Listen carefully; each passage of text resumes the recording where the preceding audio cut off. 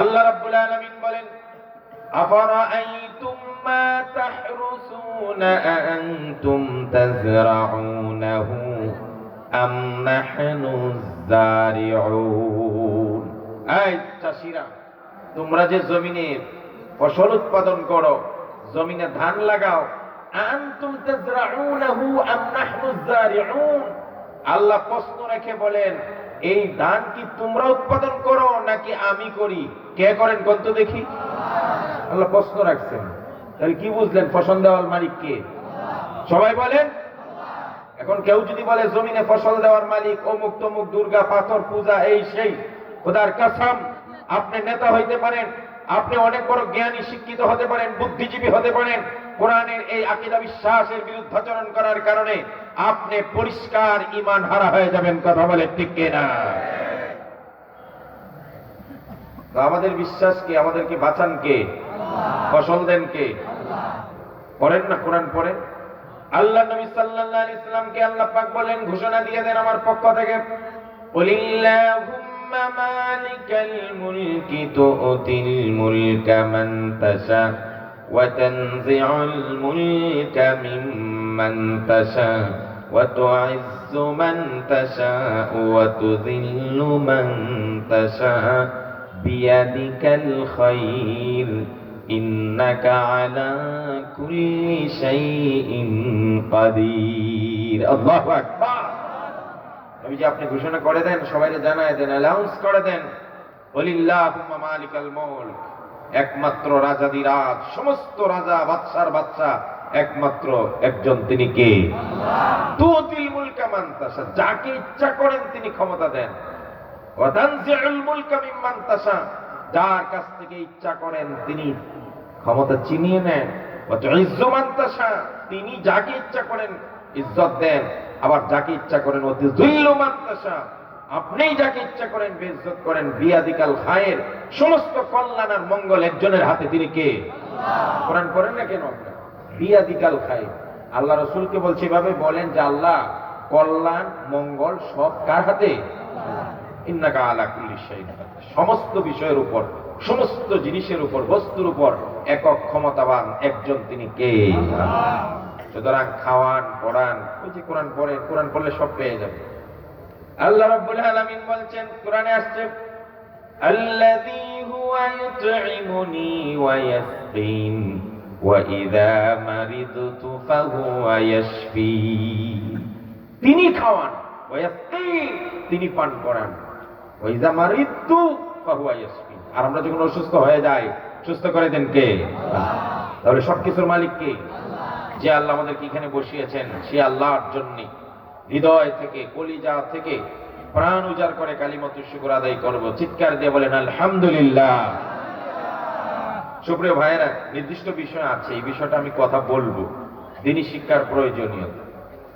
কিন্তু আমার কাছে মনে হয় ইসলামের সম্পর্কে আপনাদের ধারণাটা, আমাদের দেশে আমরা বলি না অমুক ভালো না, অমুক আসলে ভালো হবে, অমুক ভালো না, তমুক আসলে ভালো হবে, তমুক ভালো না, অমুক আসলে ভালো হবে, আমরা বলি না? কথা বলেন না? বলি তো। ওই যে আমাদের নদীর তীরের মানুষগুলোর মতো কবি বলছেন না, নদীর কুল বলে ছাড়িয়া নিঃশ্বাস, ও কুলেতে সর্বসুখ আমার বিশ্বাস। নদীর কুলে যারা আছে এরা মনে করে ওই কুলে জানি কি সুখ। কথা বলেন না? আবার গিয়ে জিজ্ঞেস করেন ওই তীরে, ওই পারে, জিজ্ঞেস করলে ওই পারে সব সুখ। কথা বলে ঠিক? তা আমি আসলে এটা মনে করি না যে অমুক ভালো না, অমুক আসলে ভালো হবে, আর তমুক আসলে ভালো হবে, তমুক আসলে ভালো হবে না।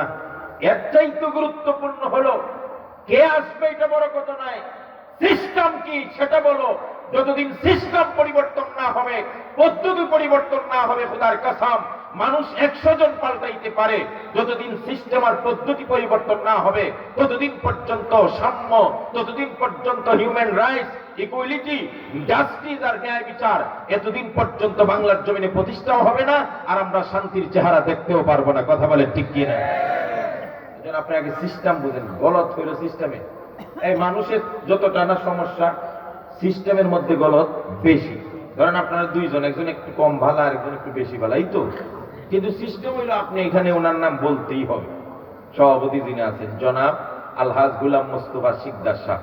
এটা হইলো এই মাহফিলের নিয়ম, কথা কেনা, এটা এই মাহফিলের নিয়ম না।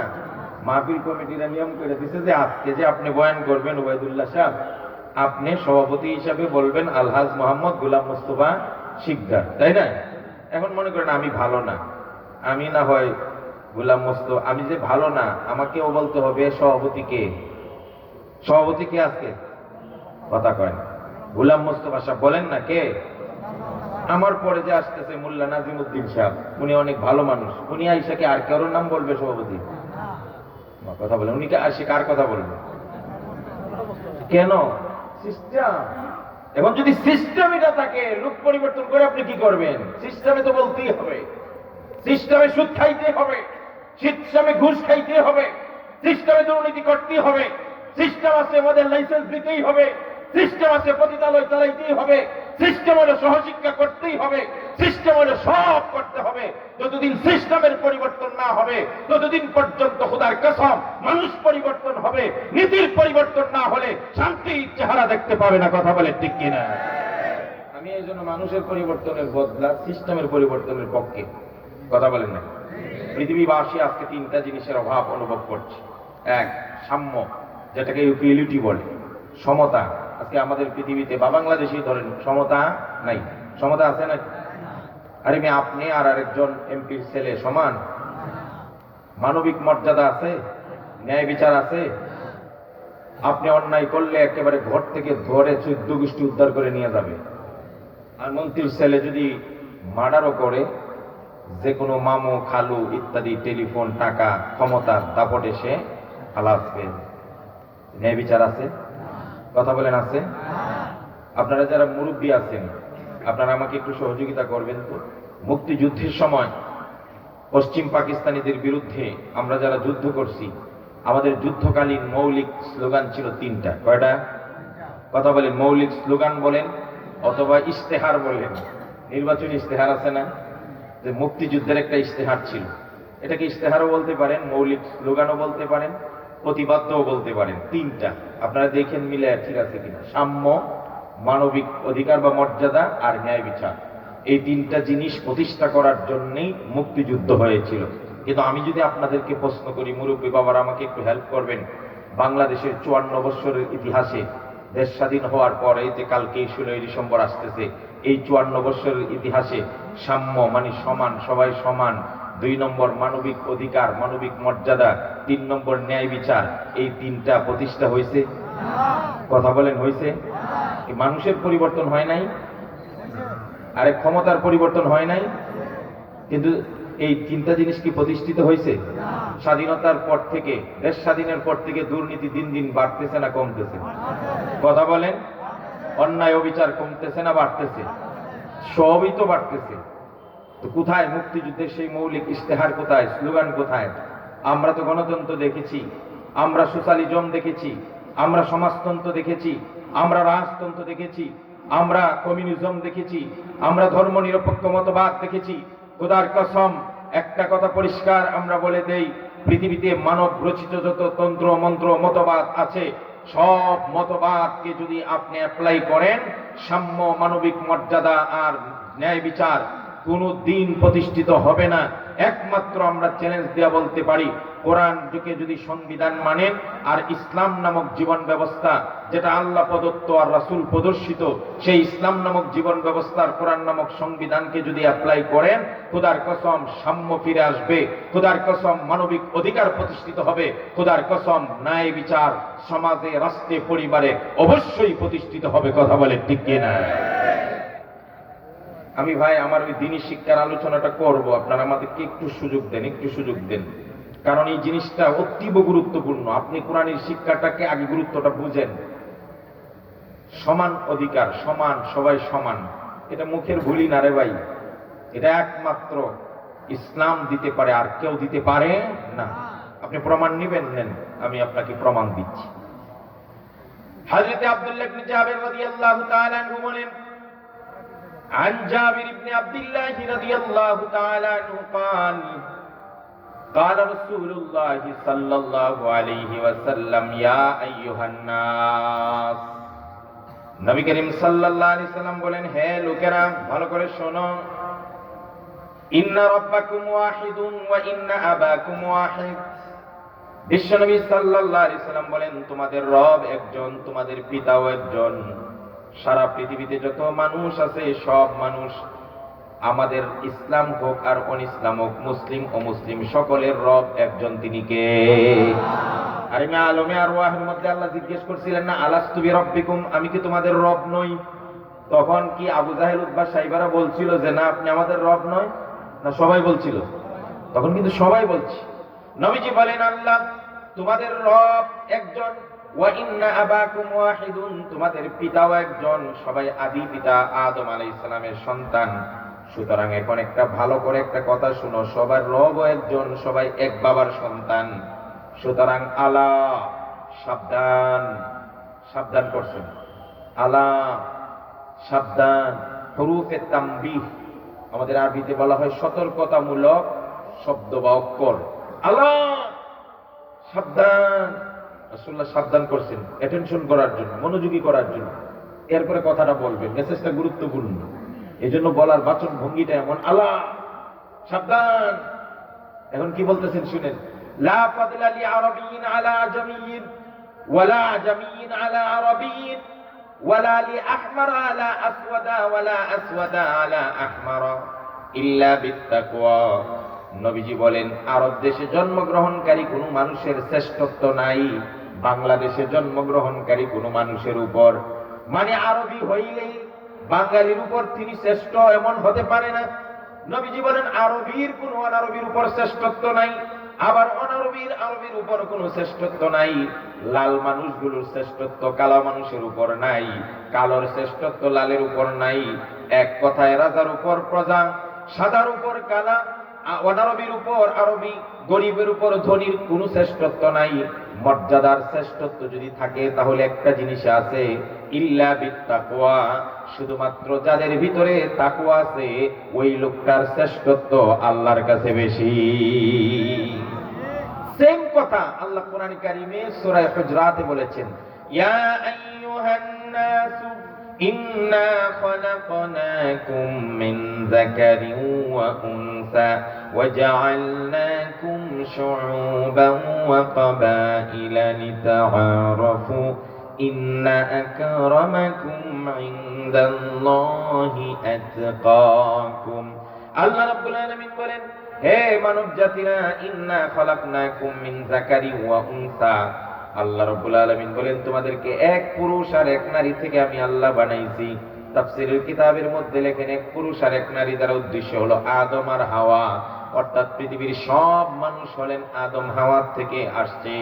আল্লাহ রাব্বুল আলামিন বলেন, এরপরে তোমাদেরকে আমি বিভিন্ন পুরুষ বানাইছে কাউকে, নারী বানাইছে কাউকে, ধনী কাউকে, গরিব কাউকে, বিভিন্ন গোত্র বিভিন্ন বংশে আমি বিভাজন করে দিয়েছি।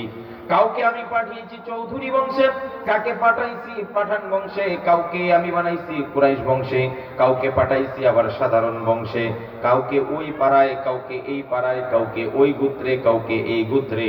আল্লাহ বলেন বিভিন্ন গোত্র আর বিভিন্ন নারী পুরুষের বিভাজন দ্বারা উদ্দেশ্য এটা নয় যে একজনের উপর আরেকজন মর্যাদা রাখে, বরং আমার উদ্দেশ্য হলো লিতাআরাফু, বিভিন্ন গোত্র আর বংশে বিভাজন হলে চিনতে একজনকে আরেকজন সহজ হয়ে যাবে। কাপাসিয়া এলাকার সব মানুষ যদি চৌধুরী বংশের হতেন, সবাই চৌধুরী বংশ, সবার পাড়া এক, সবার গোষ্ঠী এক, সবার বংশ এক, সবার গোত্র এক। এখন আমি এসে যদি জিজ্ঞেস করতাম যে ভাই কাপাসিয়ার আসলাম বাড়ি যাবো, বাড়িটা কোনটা? এখন কাপাসিয়া কি আসলাম একজনই? আসলাম নামের মানুষ একজনই, কমপক্ষে 20 জন বাড়ি হবে। এখন আমাকে জিজ্ঞেস করবে না হুজুর কোন আসলাম রেখেছেন? কথা বলেন। এখন পরিচয়টা কেমনে বাইর করতে হবে? আল্লাহকে পরিচয় বাইর করবার লাগে আমি সিস্টেম করে দিছি। কাউরে বানাইছি চৌধুরী বাড়ির আসলাম, কেউ খান বাড়ির আসলাম, কেউ পাঠান বাড়ির আসলাম, কেউ উত্তর পাড়ার আসলাম, কেউ দক্ষিণ পাড়ার, কথা কেন, কেউ এই হাটির, কেউ লম্বা হাটির, কেউ মাঝের হাটির, কেউ ওই পাড়ার, কেউ ওই গোত্রের, কেউ এই গোত্রের। আল্লাহ বলেন বংশীয় বিভাজন, নারী পুরুষের বিভাজন, গোত্রীয় বিভাজন, ধনী গরিবের বিভাজন, এগুলো আমার কাছে শ্রেষ্ঠত্বের কারণ নয়। যদি কারো উপর কারো শ্রেষ্ঠত্ব থাকে তাহলে ইন্না আকরামাকুম ইনদাল্লাহি আতকাকুম, ওই মানুষটা আমার কাছে শ্রেষ্ঠ যেই মানুষটার ভিতরে আল্লাহর ভয় আর তাকওয়া আছে। সুবহানাল্লাহ বলেন। এবার বুঝে থাকলে বলুন তো, আমাকে উত্তর দিবেন, একজন প্রেসিডেন্ট, একটা দেশের প্রেসিডেন্ট, তার ভিতরে তাকওয়া নাই, আল্লাহর ভয় নাই, আর আমার দেশের কাপাসিয়ার একটা ছেলে রিক্সা চালক, ভ্যান চালক, তার ভিতরে তাকওয়া আছে। এখন বলবেন হুজুর তাকওয়া নাই আর আছে, এটাই বুঝবো কেমন? কথা বলেন না, তাকওয়া আছে আর তাকওয়া নাই বুঝবো কেমন? তাফসীরের কিতাবে মুফাসসিরিন কেরাম বলছেন তাকওয়ার একদম মুলাখাস সার সংক্ষেপ কথা হলো, একদম এক কথায় যদি কেউ বুঝায় তাকওয়ার অর্থ, তাহলে হলো ইমতিসালুল আওয়ামির ওয়াজতিনাবুন নাওয়াহি। ইমতিসালুল আওয়ামির আল্লাহর আদেশ পালন করা আর আল্লাহর নিষেধ বর্জন করা। বলেন, আল্লাহর আদেশ আর আল্লাহ যা নিষেধ করছেন, এই দুইটা কাজ যার মধ্যে পাওয়া যাবে এর মধ্যে তাকওয়া আছে, আর যার মধ্যে তাকওয়া আছে সেই মুত্তাকি। এবার বুঝে থাকলে বলেন তো, নামাজ পড়া কার আদেশ?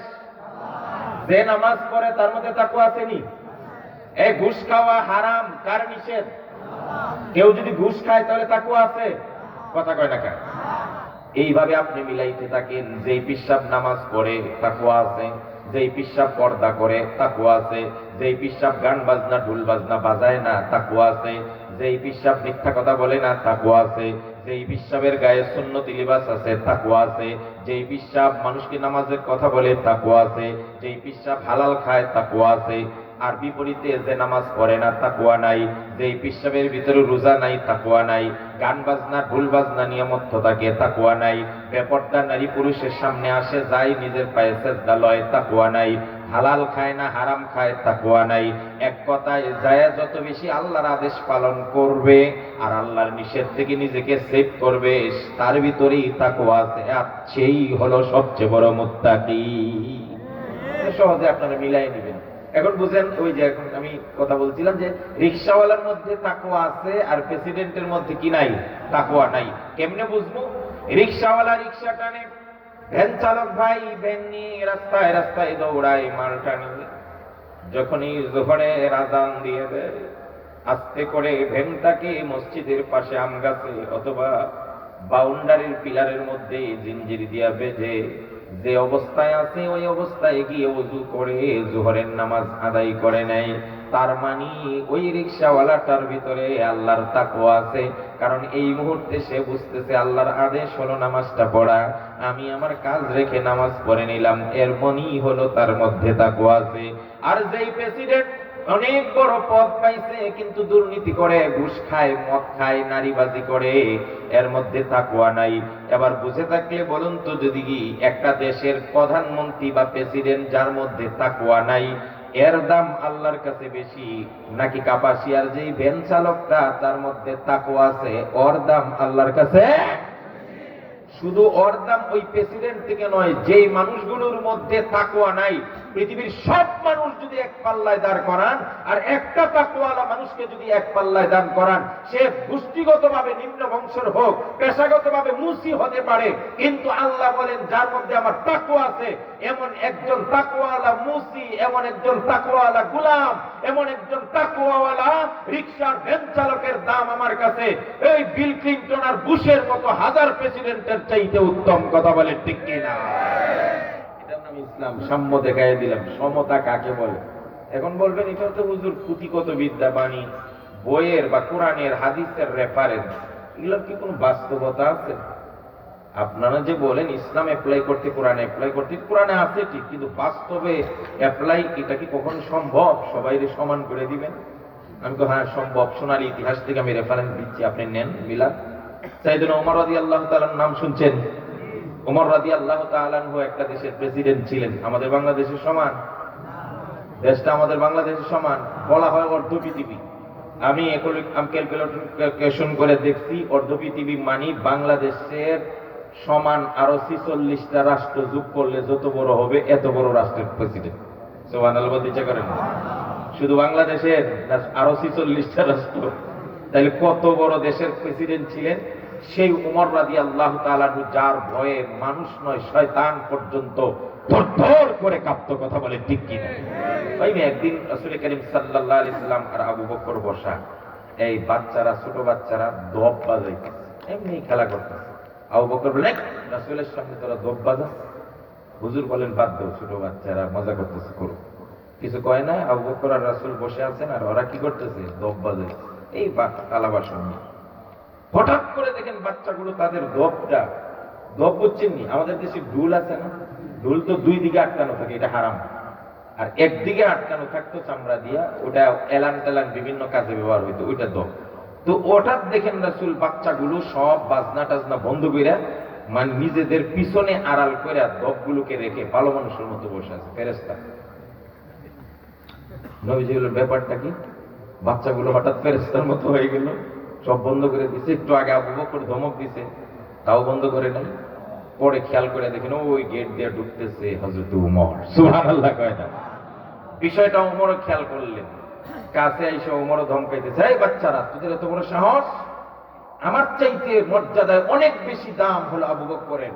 আবু বকরকে দেখে তোরা দোপ বাজানো বন্ধ করস নাই। আর নবীজির সঙ্গে তো কারো তুলনা হয় না।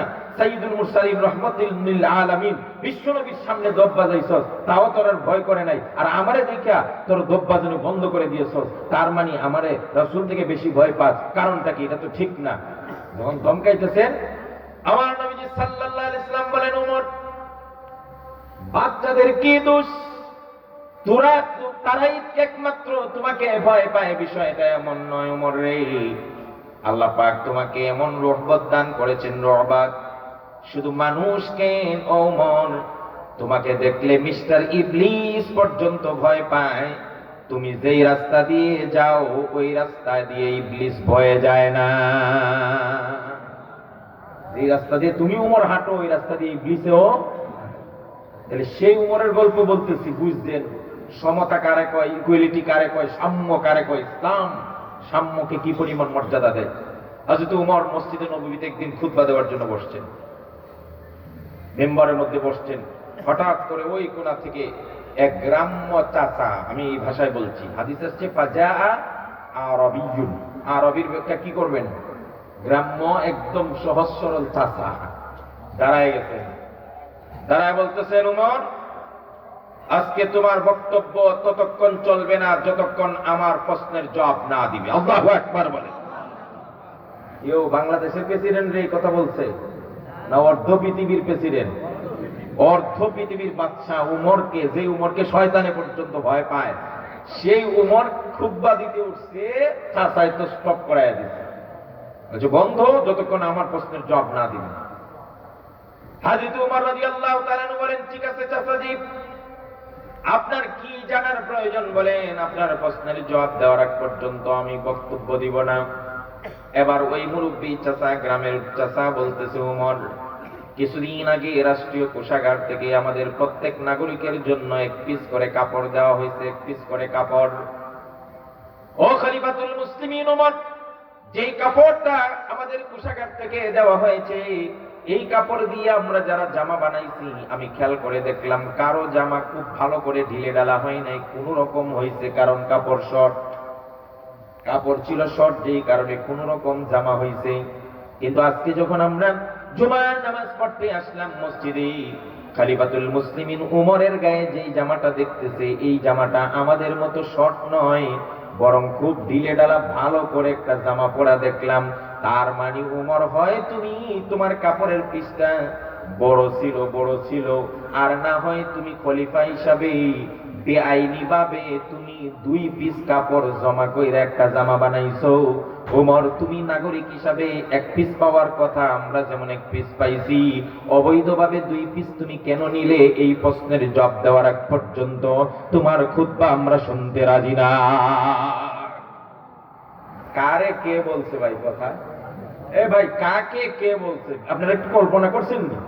আরে বাংলাদেশের প্রেসিডেন্ট না, বাংলাদেশের প্রধানমন্ত্রীকে না, অর্ধ পৃথিবীর প্রেসিডেন্ট, শয়তান যাকে ভয় পায়, সেই উমরকে স্তব্ধ করাই দিচ্ছে। আরে উমর কি মনে করছেন আপনারা?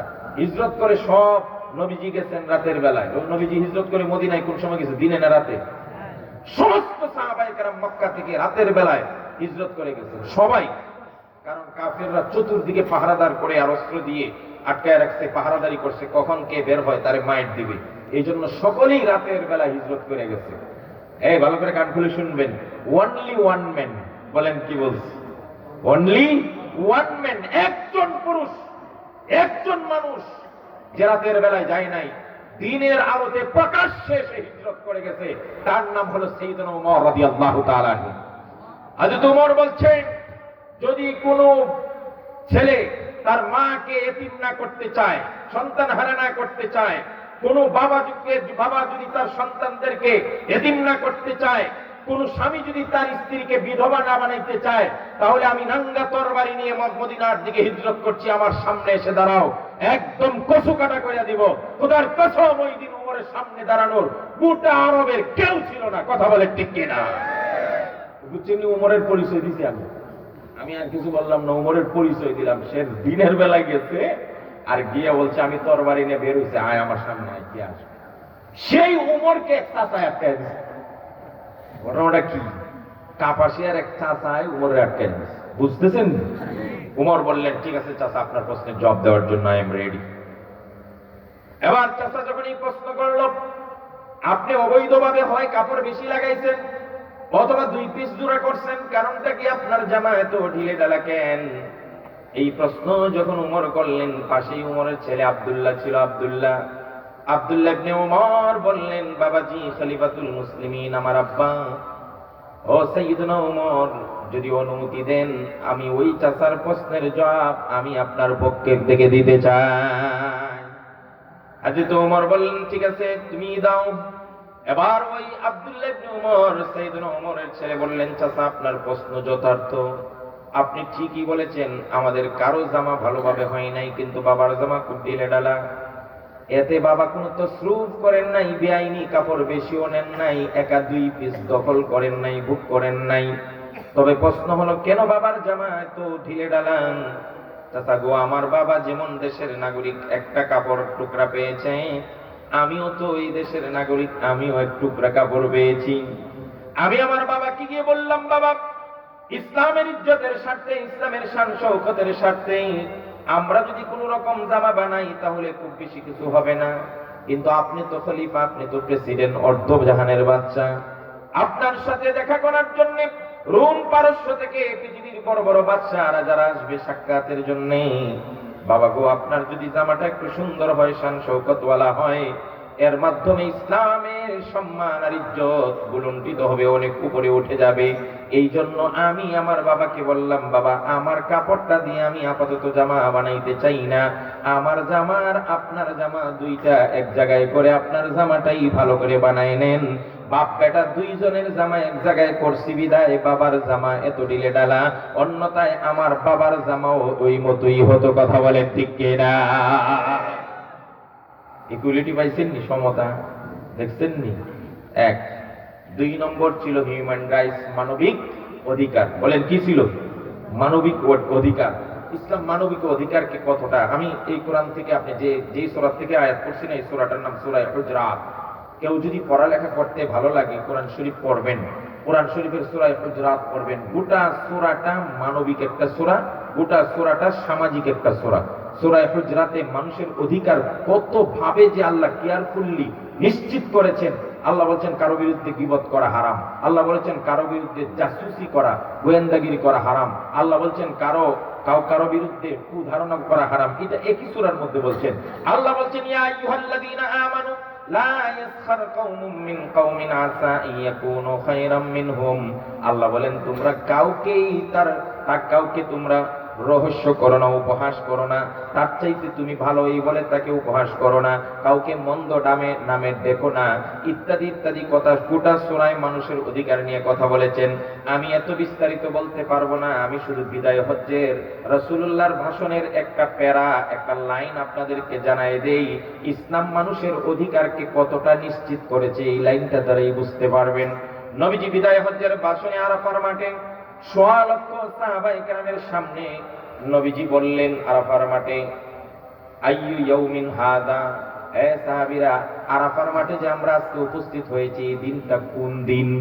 কি হাজী সাহেবরা আরাফার মাঠে যেদিন আমরা উপস্থিত হই, এটা কোন দিন? হজের কথা কয় না, এটা কোন দিন? হজের দিন না? আরে হজের দিনই তো আমরা আরাফার মাঠে উপস্থিত হই। সাহাবায়ে কেরাম তো এই জন্যই উপস্থিত হয়েছেন, নবীজি উপস্থিত হয়েছেন। তারপরে নবীজি জিজ্ঞেস করেন, এই সাহাবীরা, আইয়ু ইয়াউমিন হাদা, আজকে কোন দিন? সাহাবীরা কো, কি রে আজকে হজের দিন? রাসূল জিজ্ঞেস করেন আবার আজকে কোন দিন? শুক্রবার দিন যদি কেউ আবার জিজ্ঞেস করে, কিও আজকে আবার কোন দিন? এখন সাহাবীরা মনে মনে ভাবতেছে, মনে হয় দিনের নাম পাল্টে গেছে, আর না হলে তো রাসূল এইভাবে জিজ্ঞেস করতেন না। তাই সাহাবীরা বলেন, আল্লাহু ওয়া রাসূলুহু আ'লাম, হুজুর আল্লাহ জানেন ভালো, আপনি জানেন ভালো। তখন রাসূল আবার প্রশ্ন করলেন, আজকে কি হজের দিন নয়? সাহাবীরা বললেন, ক্বালু বালা, হ্যাঁ অবশ্যই আজকে হজের দিন। তাহলে এই দিনটা কোন দিন? হজের দিন। মনে রাখবেন, পয়েন্ট মনে রাখবেন। এরপরে রাসূল জিজ্ঞেস করলেন, আইয়ু শাহরিন হাযা, ও সাহাবীরা এটা কোন মাস? হজ করতে গেছে কি রমজান মাসে? জিলহজ মাসে। আরাফাত মাঠে যেতে উপস্থিত। সাহাবীরা কো, কি রে আজকে কোন মাস? এটা জিজ্ঞেস করেন কেন? তার মানে কি মাসের নামও পাল্টে গেল না? নবীজি আবার জিজ্ঞেস করলেন, এটা কি জিলহজ মাস নয়? সাহাবীরা বললেন, ক্বালু বালা, অবশ্যই জিলহজ মাস। গেল কয়টা? এরপর রাসূলুল্লাহ জিজ্ঞেস করলেন, আইয়ু বালাদিন হাদা, ও সাহাবীরা আজকের এই শহরটা কোন শহর? আরে এটা তো মক্কা নগরী, হারাম শরীফ। এটা তো আমরা সবাই জানি, মনে করি নাম পাল্টাইছে নাকি? নবীজি বলেন, ও আমার সাহাবীরা, এই শহরটা কি হারাম শরীফ নয়, মক্কা নগরী নয়?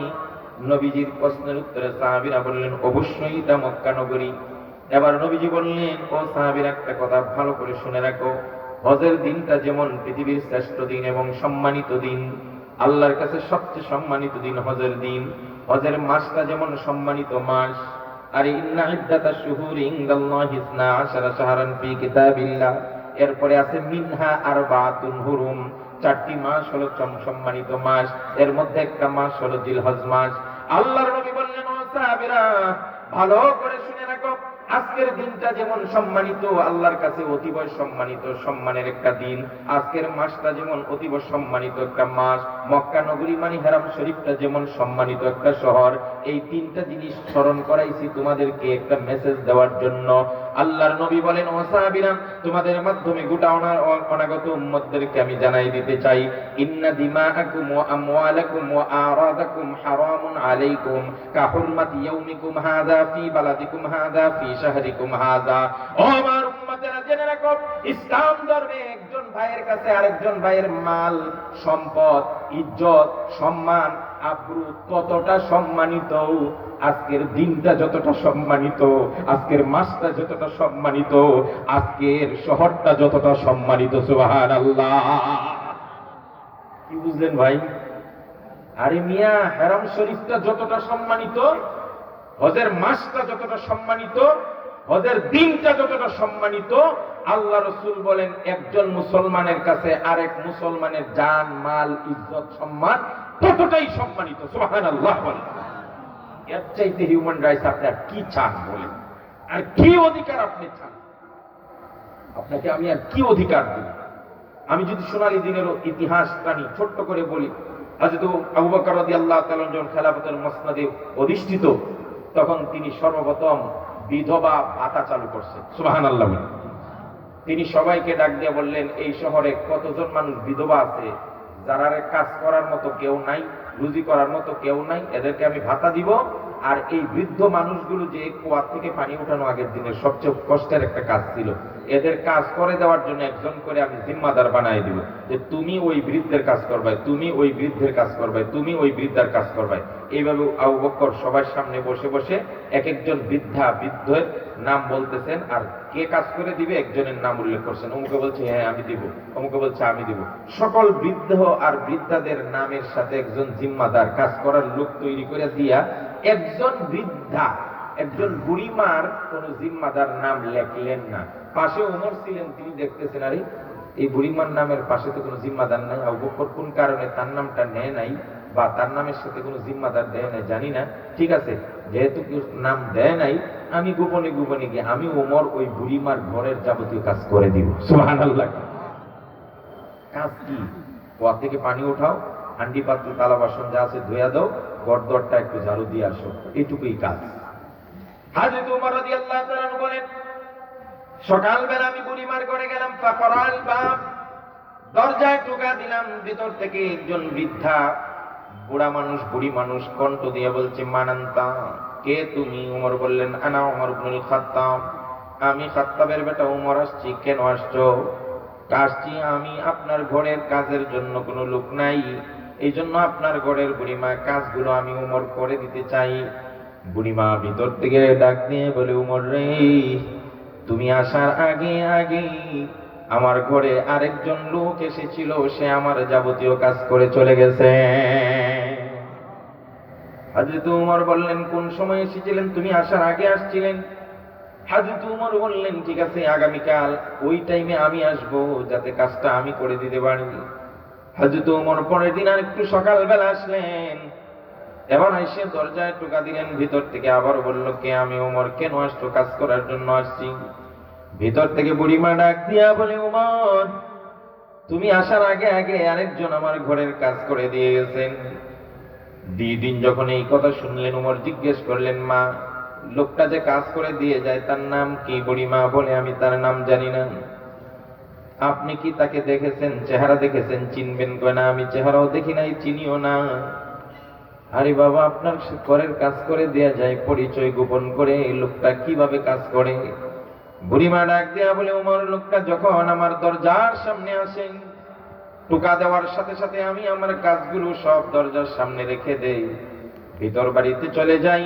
লোকটা কাজ শেষ করে চলে যাওয়ার সময় আবার টোকা দেয়, আমি বুঝতে পারি লোকটা চলে গেছে, আমি বের হয়ে আসি।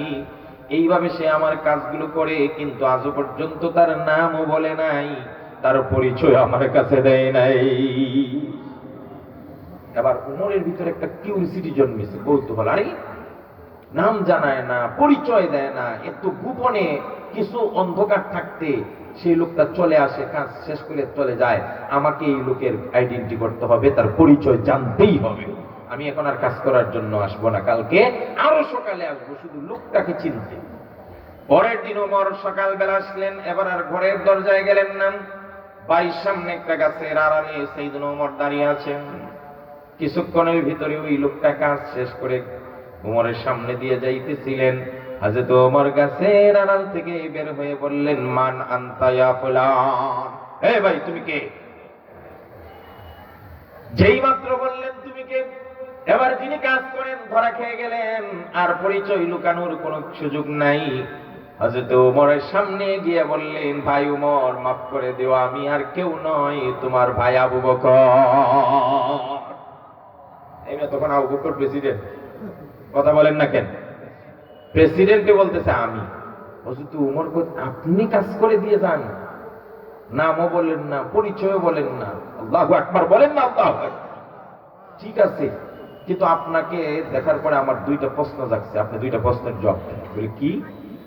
আপনি রাতের শেষ ভাগে, মানে অন্ধকার থাকতে আসেন কেন?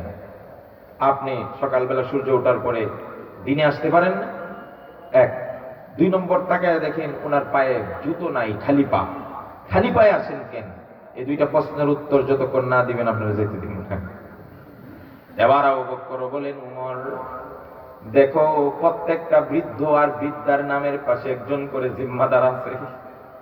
আমি চিন্তা করলাম, বুখারীর ওই হাদিস আপনাদেরকে স্মরণ করায় দেই। রাসূলুল্লাহ বলছেন, আস-সাই আলাল আরমিলা কাল মুজাহিদি ফি সাবিলিল্লাহ আবিল কাইমিল লাইলা সাইমিন নাহার।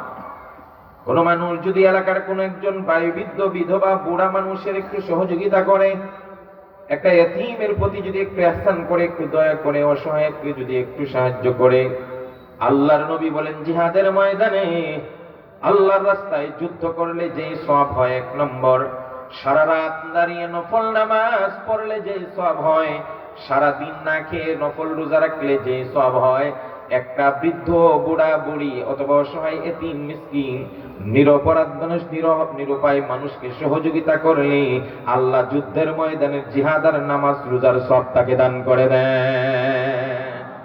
ভাই উমর, এই জন্য আমি চিন্তা করলাম, অন্তত একজনের কাজ আমি আবু বকর করি, সব যদি মানুষের হাতে ছেড়ে দেই তাহলে আমি তো এই ফজিলত থেকে বঞ্চিত হয়ে যাব। এই জন্য আমার নামটা এখানে লেখি নাই। তবে আমি কেন রাত্রের শেষ ভাগে আসি, দিনে আসি না? ও ওমর, আমি যেহেতু দেশের খলিফা প্রেসিডেন্ট, আমি যদি দিনের বেলা আসি আর বুড়িমার ঘরের কাজ করার জন্য যদি আমি লোটা অথবা বদনা নিয়া অথবা কলসি নিয়ে যদি ওই কুয়ার মাঝে যাই পানি উঠানোর জন্য, মানুষ দেখবে আবু বকর আসছে কুয়ার থেকে পানি উঠানোর জন্য, জিজ্ঞেস করবে আবু বকর এই পানি কার, তো বলতে হবে ওই বুড়িমার কাজ করে দিতে আসছি। আপনি বলেন তো ওমর, আমাকে প্রেসিডেন্টকে কাজ করতে দেখলে জনগণ কি আমাকে কাজ করতে দিবে নাকি আমার হাত থেকে কাজ নিয়ে যাবে? ওমর বলেন তা তো নিয়েই যাবে, আপনাকে তো কাজ করতে দিবে না, আমি ওমরই দিব না। আবু বকর বলেন ওমর রে, এই জন্য আমি দিনে কাজ করি না, যাতে আমার হাত থেকে কেউ কাজ না নিতে পারে, আমি যেন এই বৃদ্ধ মহিলাটার কাজে সহযোগিতা করার ফজিলত থেকে বঞ্চিত না হই, এই জন্য আমি নামও বলি না, পরিচয় দেই না, আর কাউকে আমি কাজ করাটা দেখাইও না।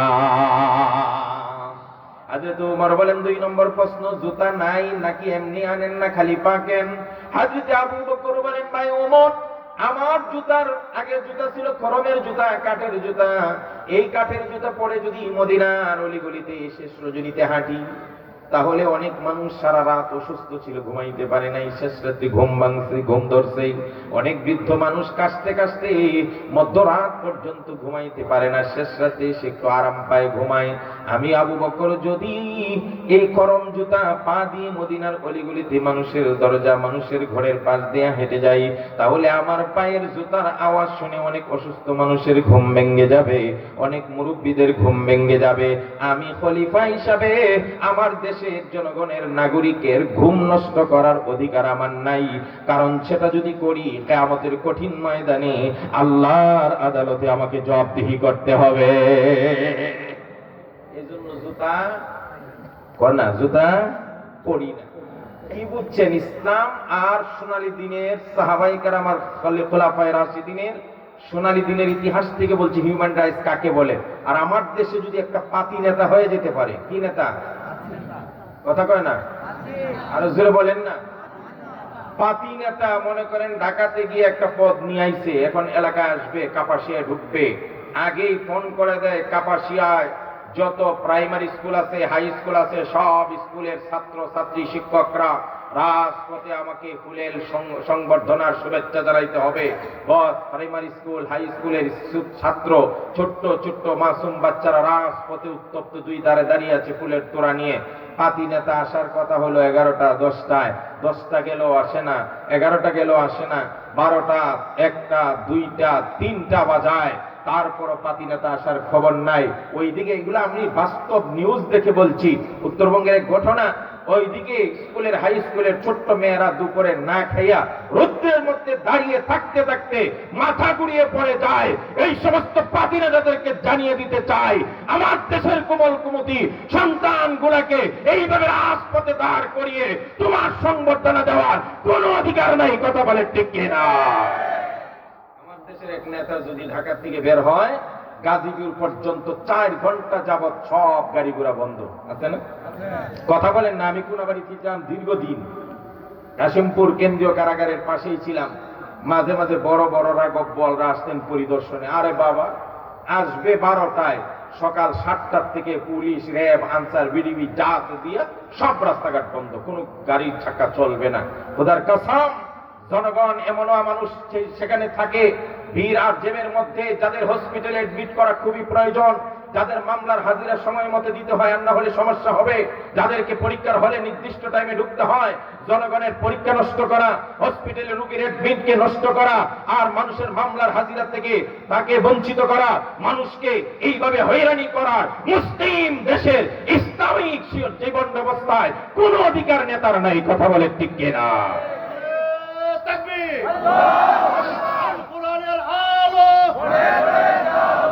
হাদিসের আলো, ইসলামের শত্রুরা।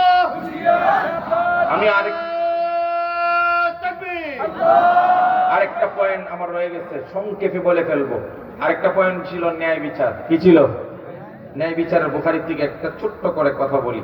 বনু মাখজুমিয়াহ আরবের বিখ্যাত একটা প্রভাবশালী গোত্র। মেয়েটার নাম ছিল ফাতেমা বিনতে আসওয়াদ আল মাখজুমিয়া। মেয়েটার নাম ফাতেমা, ভালো করে মনে রাখবেন, তাড়াতাড়ি বলছি। ফাতেমা মেয়েটা একটা বড় বংশের মেয়ে, চুরি করছে। চুরি করার পরে রাসূলুল্লাহ কোরআনের বিধান হলো হাত কেটে দাও চুরি করলে। এখন তাদের গোত্রের বড় বড় মুরব্বীরা লিডাররা চিন্তা করলো যদি রাসূলের কাছে বিচার যায় তাহলে কি করবে।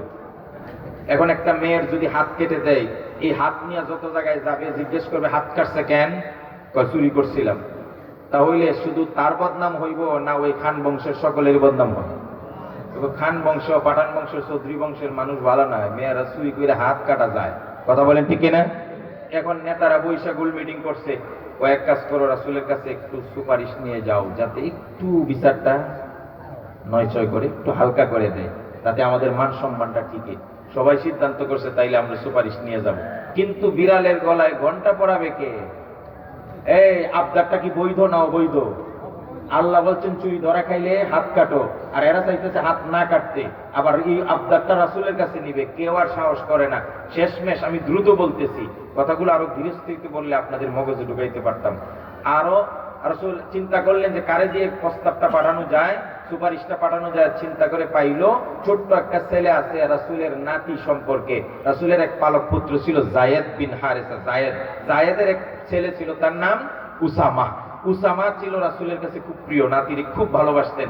উসামারে ডেকে আনছে, উসামা তোমারে তো রাসূল খুব ভালোবাসে, একটা কাজ করো না, তোমার দাদারে গিয়া কও বনু মাখজুমিয়া গোত্রের যে মেয়েটা চুরির ধরা খাইছে, সম্ভ্রান্ত ফ্যামিলির সন্তান তো, বংশশীল, তার বিচারটা একটু মালিশ করলে হয় না? এই কথাটা বলে একটা দেও না, আমরা উপকার করে। উসামা তো খুব বেশি ছোট মানুষ, বুঝে নাই, গিয়া বলছে দাদা কি ওই যে ফাতেমা নামে একটা মাখজুমিয়া গোত্রের একটা মেয়ে চুরি ধরা খেয়েছে না, বলে হ ওইটারে একটু ইয়ে করে দেন না, মালিশ করে দেন। যেই মাত্র এই কথা বলছে, তালাব্বানা ওয়াজহু রাসূলিল্লাহি সাল্লাল্লাহু আলাইহি ওয়াসাল্লাম, নবীজির চেহারা রাগে টকবক করে রক্তাক্ত হয়ে গেল, লাল হয়ে গেল। লাল হওয়ার পরে উসামার দিকে হুঁশিয়ারি দিয়া বলছেন, আতাসফাউবি ফি হাদ্দিন মিন হুদুদিল্লাহ, হে উসামা তুমি কোন বিষয়ে আমার কাছে সুপারিশ নিয়ে আসছো? আল্লাহ দণ্ডবিধি দিয়েছেন চুরি করলে হাত কাটো, এই চুরির দণ্ডবিধি বন্ধ করার জন্য অবৈধ আবদার নিয়ে আসছো, সাবধান, আর কোনোদিন আমার কাছে আসবে না। এই কথা যখন বললেন, উসামা বলেন আমি কাঁপতে কাঁপতে শেষমেশ রাসূলকে বললাম, ইয়া রাসূলুল্লাহ ইস্তাগফিরলি, ও রাসূল আমাকে মাফ করেন, আমি বুঝতে পারি নাই। রাসূল বলেন ঠিক আছে তুমি সরো, আর সব মানুষকে গিয়ে বলো সন্ধ্যার সময় মসজিদে নববীর সামনে আসতে। সব লিডার মুরব্বী যা আছে সবাই উপস্থিত হয়েছেন। ওঠার পরে রাসূলুল্লাহ সাল্লাল্লাহু আলাইহি ওয়াসাল্লাম এক খুতবা দিয়েছেন, কামা, আল্লাহ রাসূল দাঁড়িয়ে খুতবা দিয়েছেন, ফাহামিদাল্লাহ, আল্লাহর প্রশংসা করলেন, ওয়াসনা আলাই, আল্লাহর গুণগান গাইলেন। গাওয়ার পরে বলছেন, এই সাহাবীরা শোনো, এই মক্কাবাসীরা শোনো, আজকে যেভাবে আমার কাছে তোমরা অবৈধ আবদার নিয়ে আসছো যে সম্ভ্রান্ত মহিলা চুরি করছে বংশের, এই জন্য তার হাত যেন না কাটি, ঠিক এই কারণেই আগেকার অনেক গোত্র আর বংশকে আল্লাহ ধ্বংস করে দিয়েছে। কারণ তাদের মধ্যে থেকে ইযা তারাকা ফীহুমুদ দাঈফু আকামু আলাইহিল হক, তাদের মধ্যে কারণ দুর্বল মানুষে যখন চুরি করত তারা হাত কেটে দিত। আর ওয়াইযা তারাকা ফীহুমুশ শরীফু তারাকু, আর যখন সম্ভ্রান্ত কেউ চুরি করত তাকে ছেড়ে দিত, তার উপর আল্লাহর দণ্ড জারি, কথা বুঝেন না, জারি করত না। এই কারণে অতীতের অনেক বংশ, অনেক দল, অনেক গোত্র আল্লাহ ধ্বংস করে দিয়েছেন। রাসূল এই কথা বলার পরে, শুনেন শেষ কথা, এই কথা বলার পরে বলে, শোনো আজকে যে মেয়েটা চুরি ধরা খাইছে এই মেয়েটার নাম কি বলছিলাম? সবাই বলেন আরো জোরে, ফাতেমা। রাসূল এবার বলছেন, ওয়াল্লাযী নাফসু মুহাম্মাদিন বিয়াদি লাউ আন্না ফাতিমাতা বিনতা মুহাম্মাদিন সারাকাত লাকাতাতু ইয়াদাহা। হে দুনিয়ার মানুষেরা, ইসলামের জাস্টিস ব্যবস্থা দেখো, ন্যায় বিচার কাকে বলে ইসলামকে। আল্লাহ প্রদত্ত, রাসূল প্রদর্শিত জীবন ব্যবস্থা ইসলাম, আর সংবিধান হলো কোরআন। এই দুইটাকে যদি সমাজ, রাষ্ট্রে, পরিবারে যদি অ্যাপ্লাই করতে পারো, খোদার কসম 54 বছরে যেই জাস্টিস বা ন্যায় বিচারে দেশে প্রতিষ্ঠিত হয় নাই, ইসলাম নামক জীবন ব্যবস্থার, কোরআন নামক সংবিধান দ্বারা সেই বিচার ব্যবস্থার ন্যায় বিচার প্রতিষ্ঠিত হবে। রাসূলুল্লাহ বলেন, আজকে যেই মেয়েটা চুরির ধরা খাইছে তার নাম ফাতেমা, সে বনু মাখজুমিয়া গোত্রের মেয়ে। তোমরা বলছো তার হাত যেন না কাটি, কারণ সে বংশশীলা মেয়ে। ও দুনিয়ার মুসলমানেরা, ভালো করে শুনে রাখো, দেখো আমি মুহাম্মাদের জান যেই সত্তার হাতে, ওয়াল্লাযী নাফসু মুহাম্মাদিন বিয়াদি, ওই সত্তার কসম যেই সত্তার কাছে আমি মুহাম্মাদের জান, লাউ আন্না ফাতিমাতা বিনত মুহাম্মাদিন সারাকাত লাকাতাতু ইয়াদাহা, ওই ফাতেমা নয়, আমি রাহমাতুল লিল আলামিন, দু জাহানের বাদশা সাইয়্যিদুস সাকালাইন, নবিয়ুর রাহমা হাবিবুল্লাহ মুহাম্মদ সাল্লাল্লাহু আলাইহি ওয়াসাল্লামের মেয়ে ফাতেমাও যদি আজকে চুরি করত, খোদার কসম আমি আমার মেয়ের হাত কাটতে সামান্য দ্বিধা করতাম না। কি বুঝলেনটা কি? ইসলাম একমাত্র জীবন ব্যবস্থার মতবাদ যা আল্লাহ প্রদত্ত, রাসূল প্রদর্শিত, যেখানটায় অ্যাপ্লাই করবেন সেখানে ন্যায় বিচার 100% প্রতিষ্ঠিত হবে। পরিবারে অ্যাপ্লাই করেন, পরিবারে ন্যায় বিচার ফিরে আসবে। সমাজে অ্যাপ্লাই করেন, সমাজে ন্যায় বিচার আসবে। ব্যবসা করেন ইসলামের আঙ্গিকে, ব্যবসার মধ্যে ইনসাফ প্রতিষ্ঠিত হবে। আপনি মক্তবে, মাদ্রাসা, স্কুলে, কলেজে সব জায়গায় ইসলামকে অ্যাপ্লাই করেন, খোদার কসম সব জায়গায় ন্যায় বিচার প্রতিষ্ঠিত হবে, সব জায়গায় হিউম্যান রাইটস অধিকার বাস্তবায়ন হবে, সব জায়গায় সাম্য আর সমতা ফিরে আসবে। কথা বলেন ঠিক কিনা?